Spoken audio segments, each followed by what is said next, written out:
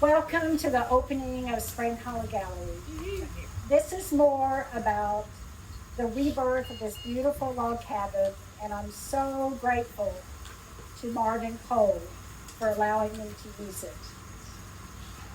I will start the program with the history of Spring Hollow. I'm a teacher, I was a professor, so I haven't done that in a while, so I'm a little rusty.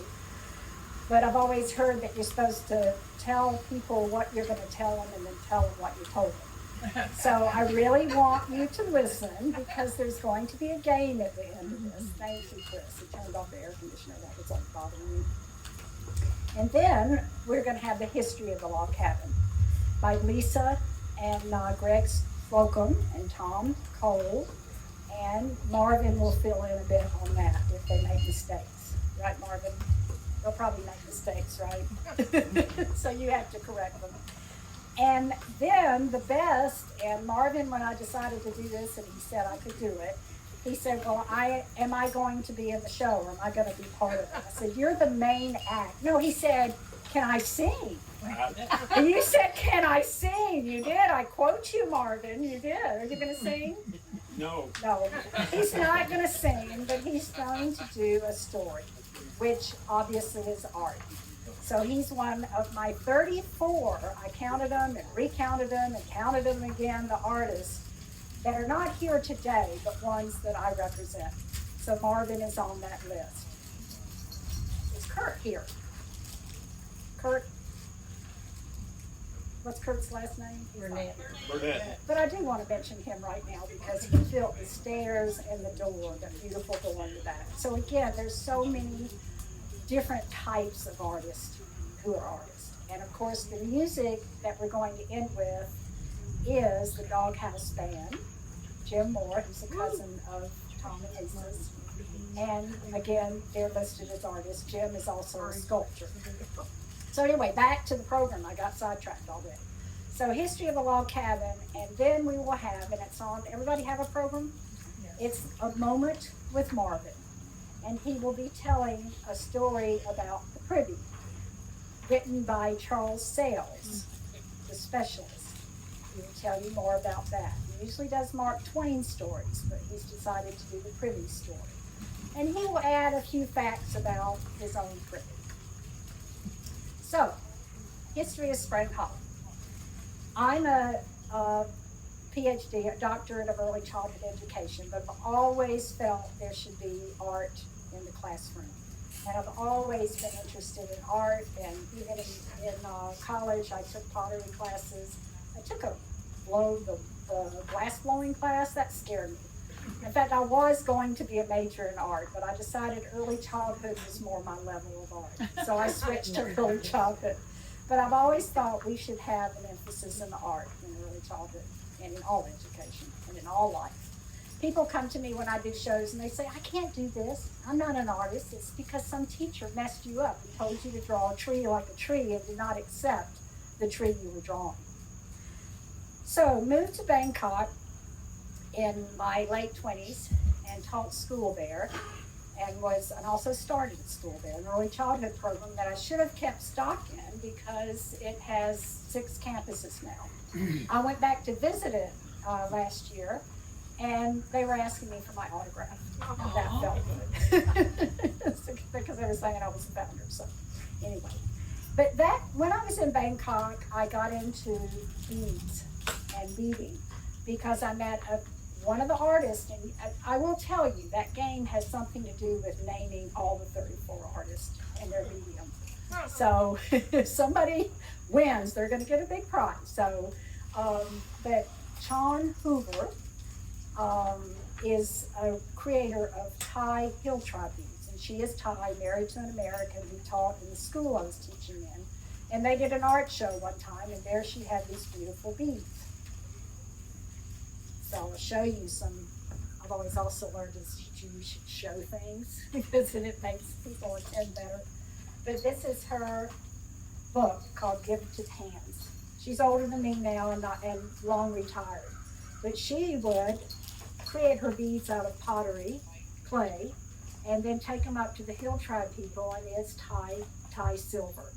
So my bracelet here, not this one, This one has one of her tie beads, silver beads that's dipped in gold. And this is one of my beads created out of pottery. So my beads are all upstairs, and a lot of my bracelets have my beads and her beads together.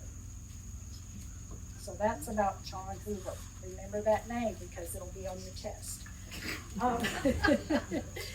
So after returning to the States, I, at that time, always had a studio. And I just realized this the other day, Tom and I were driving around, and I thought, yeah, I've always had a studio. And the only time I haven't had a studio was in this last year, because I left my place in Durham, which I was in an apartment where they had a special studio space for the people that lived there to use.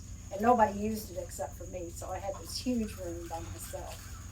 But when I moved here, what was it, last October, and I kept looking at the log cabin. So I went up, and our tradition is to sit on the back porch and, have a glass of wine in the afternoon. And I said, Marvin, any way I could use that log cabin as a studio? And he said, with no hesitation, yes. So that's what happened. Other studios I've had, and I'm almost few. How many minutes have I done? I saw you looking at your watch, so I've got 2 more minutes. I'm trying to keep this at 40 minutes and save 20 minutes for Marvin. The first studio I had was a spring. This is how the name came about. My ex and I lived on a farm, 300-acre farm, and we named it Spring Hollow Farm. Another visual image, which as a photo that was taken by my sister is sitting in the back. Our brother took this picture back in the hollow, and that's Spring Hollow Farm, part of it. And in the back of the log cabin we were living in, there was an old smokehouse, and it was also logs. So this is all appropriate, this is all logs. I've had stuff in galleries around the world. I opened a school in Franklin, Tennessee called Spring Hollow School. I've had garages that I redid in Ventura, and here's a Ventura friend of mine that was in my gallery there. And then I opened my gallery in 2015. And I represented at least 24 artists. Now I'm still representing 34 artists, even more. And a lot of those artists, I still have work from that time. So after they speak, I'm going to tell you what the game is that's related to, it's basically trying to find, I'll tell you now since I started it. Everybody, it has one of these stickers on it. If they're not here today, you're also supposed to list on your program what the artists who are here are doing. And then look around. There are stickers on other people's art who aren't on today. So you've got, it forces you to go upstairs for one thing, because there's some things upstairs. The name, Anukshuk, is, anybody know what that is? On the test. It's like a cairn. Do you know what a cairn is? Yeah. So it is a, here, I got another visual here. And one of my artists, Janice Chan, who's somebody that's not here, but today's her birthday. Today's her birthday. Happy birthday, Janice. We sat on the floor of my gallery and recreated the logo for Spring Hollow. And we decided it should be Anukshuk. And look it up, because it stands for relationships and friendship and love and going in the right direction. It was done by the Inuit. Originally, they created these stone formations, the Inuit Indians, to show the direction. So I've always thought that my life has been pretty much in the right direction. So that's why that's important to me. All right, I'm going to turn it over now to Nicole and the slogans. That would be me.